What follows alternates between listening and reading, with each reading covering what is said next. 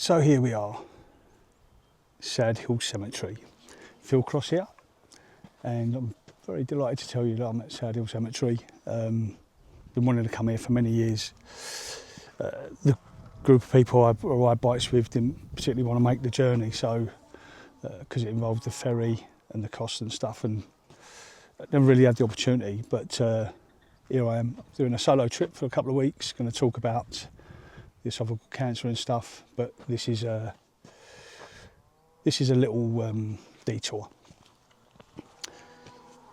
So, The Good, the Bad, the Ugly, my favourite film of all time, bar none. I've seen many films that are,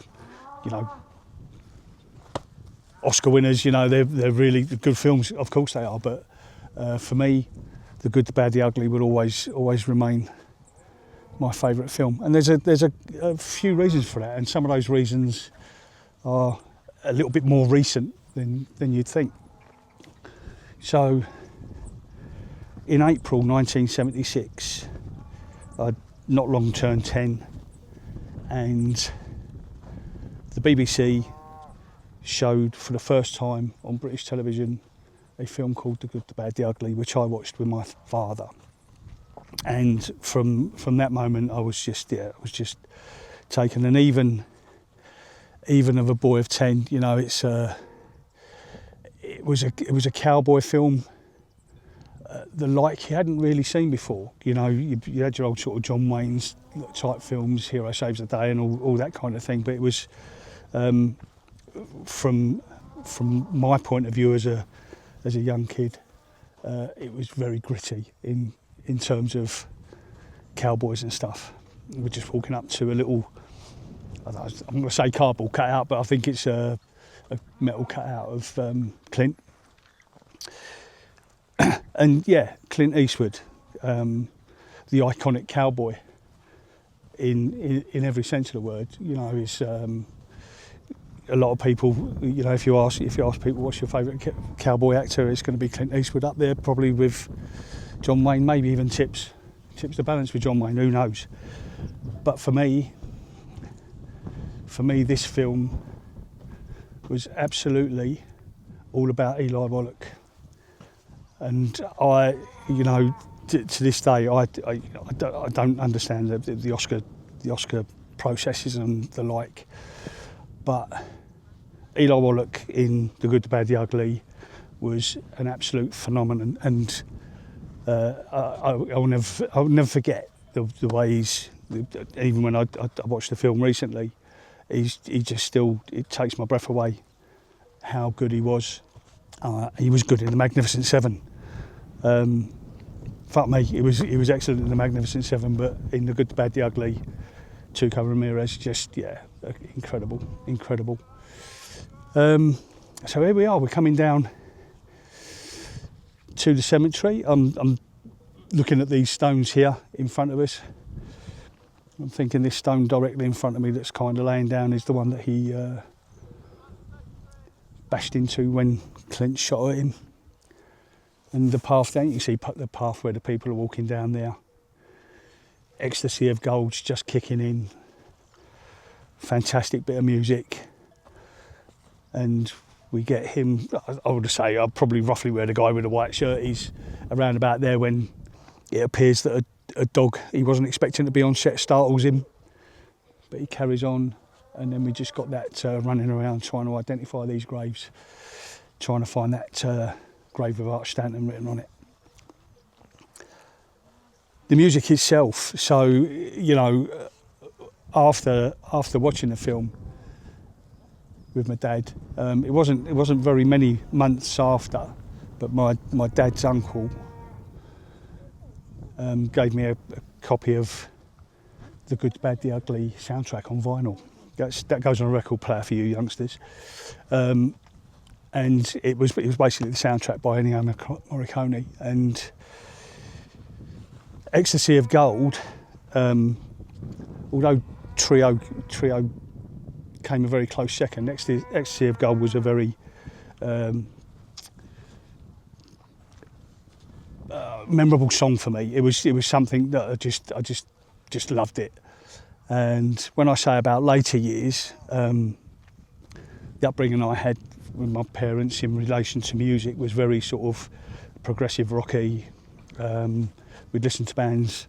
Well, back in those days, kids, we only had 3 channels, and on a Sunday, BBC was dedicated to religious programmes really, and we didn't do that. So my dad would put the record player on and put some records on, and we'd listen to things like Wishbone Ash and Cream, Led Zeppelin, you know, all of that kind of progressive rock that was out around then. Sadly, no Black Sabbath. My dad never went so far as to buy a Black Sabbath album, as far as I remember. But yeah, you know, it was a rocky kind of upbringing, and as a result of that, I became a bit of a metalhead. Along came a band called Metallica, and I didn't see them in the early years. The first time I saw them was in '83 when they were supporting AC/DC at what was then the Monsters of Rock, which has now become Download. And imagine my absolute glee the first time seeing Metallica come on stage, and they before they come on stage they play Ecstasy of Gold, which is just, you know, it was just wow, I can't believe this.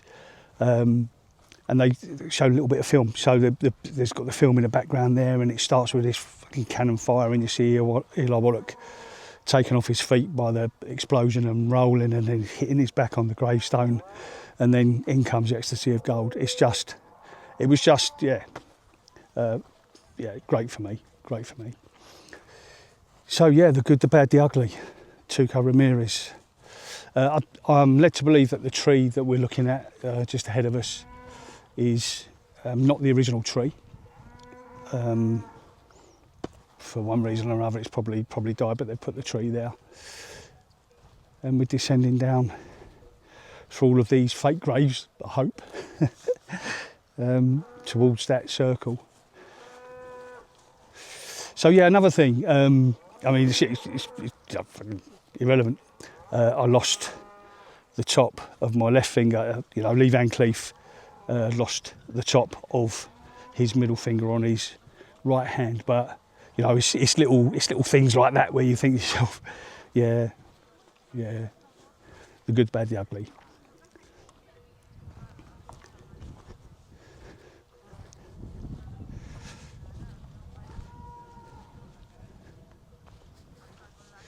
So we're coming up to the tree.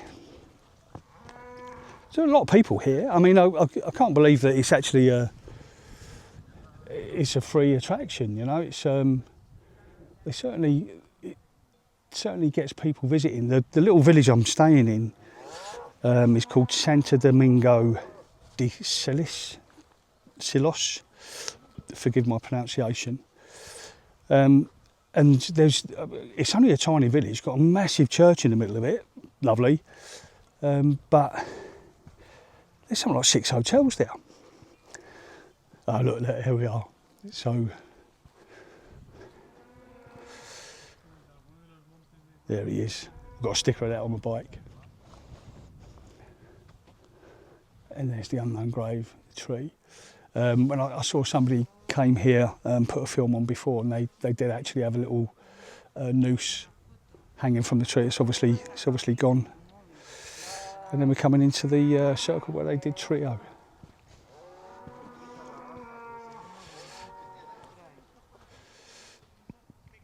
Unca. I think we're missing a letter off there.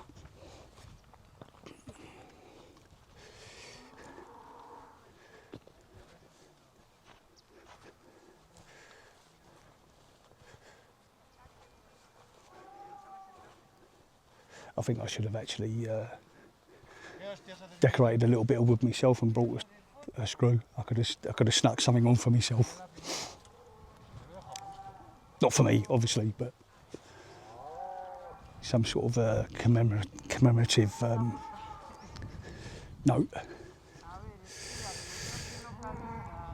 Right, so I'm going to end it now. I'll probably put it on again in a minute and talk about cancer and the like, but Cheers.